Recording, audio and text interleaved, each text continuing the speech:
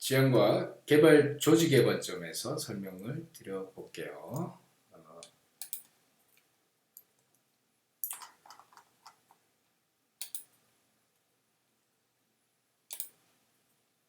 자, 개발 조직은 객체 지향의 효과, 다른 관점의 효과를 좀 한번 볼 필요가 있어요. 이게 분업과 협업을 좋게 합니다. 여러분들이 아직 회사 생활을 하거나 팀을 통한 어떤 소프트웨어 개발에 익숙치 않겠지만 여러 사람이 같이 일을 하게 된다라고 했을 때 우리가 소프트웨어 개발 팀 간에 혹은 다른 회사들 간에 어떻게 하면은 분업을 하면서도 연동을 쉽게 할까, 협업을 쉽게 할까, 뭐 이런 고민을 하게 돼요. 소프트웨어 자체가 담는 게 하나의 여러분들의 업무 프로세스를 담기 때문에. 그래서 이제 그걸 소프트웨어를 이제 구현할 때 그런 관점이 있고 실행될 때도 여러분들의 실제 소프트웨어가 이제 개발이 끝나서 잘 동작을 하는 동안에도 그 소프트웨어의 모듈 간, 그러니까 소프트웨어의 이 덩어리 간에 그리고 컴퓨터를 뛰어넘어서 이제 네트워크를 통해서도 이것들이 그 분업과 협업을 해야 되거든요. 그런 것들이 이 객체 지향이 그런 인터페이스와 서로 간의 관점에 서로 간에 일을 해야 되는 덩어리를 잘 포장해주는 그러한 도구가 될 수가 있어요. 그래서 그런 효과에 대해서 좀 알아보겠습니다. 먼저 여러 사람이 일을 하려고 하면 먼저 이 관심사가 분리가 되어야 돼요. 관심사가 자기만의 전문적인 영역에 대한 분리가 되어야만 다른 쪽에 간섭이 없이 더 집중해서 어떤 그 효율적인 사고를 할 수가 있겠죠. 그러한 관점은 구조적 관점과 세부적 관점이 있을 수가 있습니다. 구조적으로 우리가 큰 관점에서 소프트웨어를 설계하는 관점도 있을 수 있고 세부적으로 그 디테일한 애플리케이션의 동작들, 그러니까 동작이라고 하는 것은 인프라에 관련된 게 있을 수 있어요. 데이터베이스의 동작이라든지 어떤 UI의 동작이라든지 이런 세부적 관심에 더 집중해야 되는 사람들이 있고 구조적인 관점으로 큰 관점에서 애플리케이션이 어떻게 동작을 전체적으로 해야 되는 설계 관점으로 분리될 수도 있습니다. 관심사가 분리되는 여러 가지 그 기준들이 있을 수가 있다는 거예요. 그 다음에 분리된 이 소프트웨어의 덩어리들이 서로 간에 연동이 되려고 하면 중간에 어떤 표준화가 필요합니다. 그것은 서로 간의 인터페이스를 통해서 일종의 메서드죠. 메서드라고 해서 우리가 정의된 어떤 API들이 있을 건데 그 API를 통해서 서로 간에 메시지를 주고받아야 됩니다. 자, 그렇죠? 여러 사람 일을 하려면 이런 것들이 소프트웨어의 그 프로그래밍을 표현할 때 이런 것들이 정의가 잘 되어 있는 것이 객체 지향 언어의 특징이에요. 자, 우리가 한번 소설을 한번 써볼까요? 어느 개발자가 있습니다. 이 개발자가 D라고 하는 개발자가 있는데 이 사람이 중급 개발자 5년 차입니다. 지금 여러분들도 앞으로 이제 5년 차, 10년 차 이렇게 되겠죠. 이 사람은 제너럴리스트예요. 그러니까 게으르고 디테일한 건 잘 하지 않지만 잔머리를 잘 쓰고 전반적인 이해도를 갖고 있어요. 그래서 이 사람이 큰 프로젝트를 이제 맡게 됩니다. 그래서 프로젝트의 상황은 첫 번째 기간이 한정되어 있고 예산도 그렇게 많지가 않아요. 그리고 지금 현재 이제 개발자 리소스의 상황을 한번 보면은 전체 4명의 개발자입니다. 나를 포함해서. 그래서 개발자 A, B, C, D 이렇게 있는 거예요. 그래서 개발자 A는 UI만 만들 줄 안다고 그러네요. 그리고 B는 업무 흐름만 주로 다루었다고 그러고 개발자 C는 데이터베이스와 SQL 처리 정도만 할 줄 안다라고 그럽니다. 자, 큰일 났죠? 이 각자 자기 영역만 할 줄 안다고 그러는 거예요.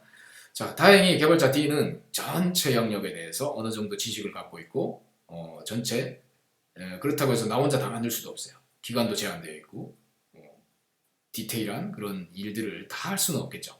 그래서 이제 작전이 필요하다라는 거죠. 작전이. 자, 방법은 분업밖에 없겠죠. 각자의 영역에서 전문성을 가지고 각자 영역을 개발해서 분리해서 개발해서 합치는 그런 방법을 우리는 해야 됩니다. 그리고 병렬 개발을 해야 돼요. 그 분업이라고 하는 건 각자가 바로 스타트를 할 수 있어야 되겠죠. 각자가 전체 기간이 제한되어 있기 때문에.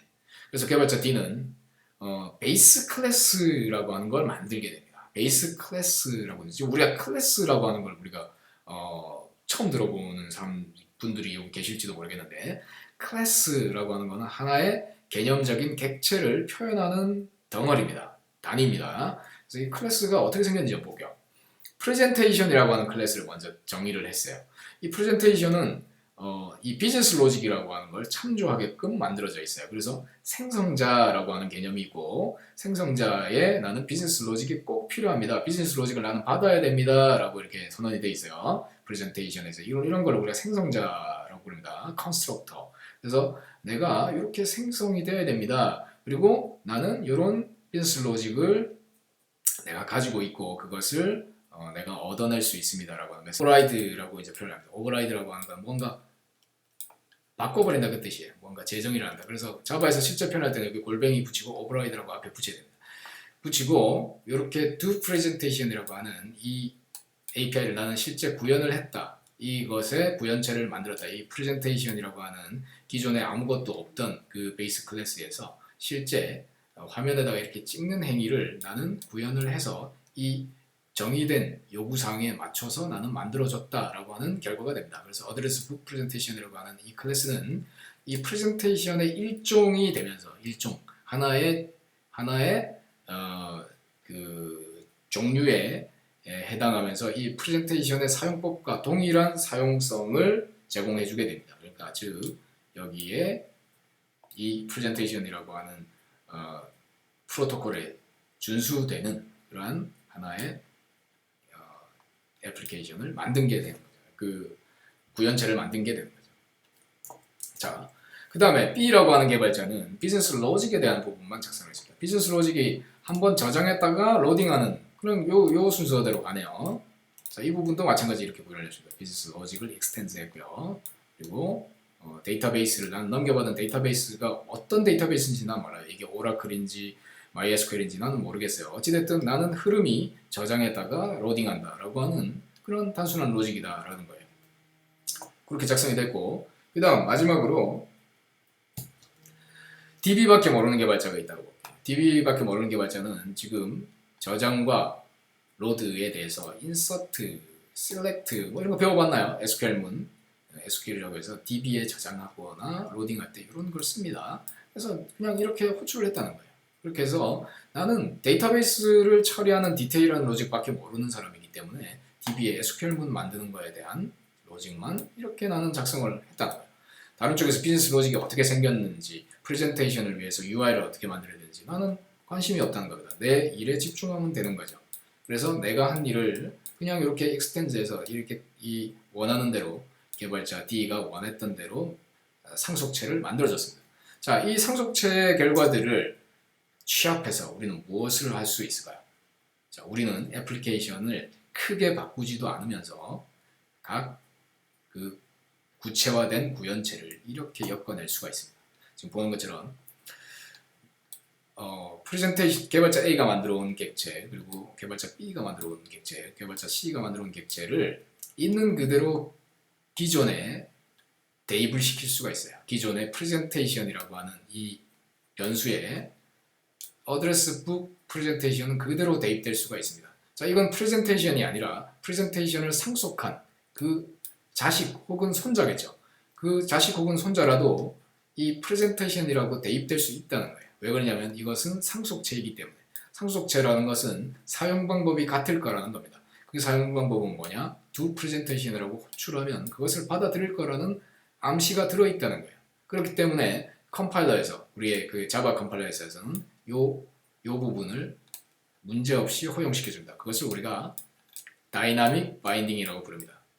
그리고 이 객체가 여러 가지로 이렇게 분화될 수 있음을 우리는 폴리몰피즘이라고 불러요. 폴리몰피즘이라고 하는 표현을 앞으로 계속 쓸 겁니다.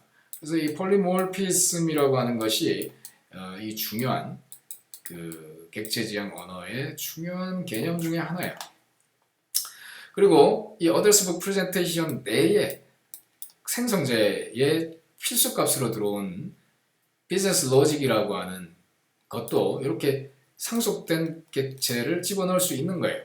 여기 대입시켰듯이 이렇게 대입시켰듯이 이것이 이 어드레스 북 프레젠테이션 앞서 봤던 이 어드레스 북 프레젠테이션에 이 부분에 들어올 수 있는 거예요. 이게 어드레스 북 비즈니스 로직이라 할지라도 이것의 상속체이기 때문에 마찬가지 이렇게 대입될 수 있었다는 거예요. 그리고 마찬가지로 이 비즈니스 로직이라고 하는 놈도 오더스 북 데이터베이스가 데이터베이스를 상속한 상속체이므로 생성자에 마찬가지로 대입될 수 있다는 겁니다. 자, 이렇게 이 전체가 문제없이 동작할 수 있다는 거예요. 그렇죠? 그래서 두 프레젠테이션에서 전체가 동작하는 것이 가능해진다는 거죠. 그래서 개발자 D는 전체 애플리케이션의 전체 구조만을 이해하는 것만으로도 이 상속체 간의 연결성을 통해서 전체를 엮어낼 수가 있게 되었습니다. 자, 이렇게 4개의 클래스는 미리 각자 영역에 대해서 메소드 관계가 미리 잘 정의되어 있기 때문에 바로 동작을 잘 할 수 있는 구조가 됐습니다. 개발자 ABC는 좀 신기하겠죠. 개발자 D가 뭘 했길래 저렇게 그거 없이 병렬로 우리가 개발한 것들이 이렇게 바로 연동이 돼서 잘 동작하는가. 그렇죠?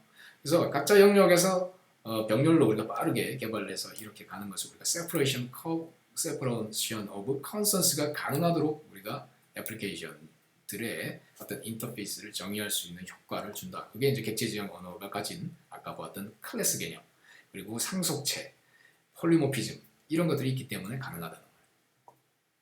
그리고 이 개발자 D는 이 베이스 클래스들을 각 영역에 대해서 잘 설계를 해줘야 될 필요성이 있습니다. 그래서 경험이 많아야 된다는 거예요. 이것이 주고받는 값들이 충분하게 문제없이 서로 간에 연동될 수 있다라고 생각할 수 있어야 되기 때문에 그렇습니다. 그렇다 보니까 앞으로도 벌어지는 여러 가지 상황에서 개발자는 아주 유연하게 대처할 거예요. 자, 그 이야기는 조금 쉬었다가 또 이야기해 보죠.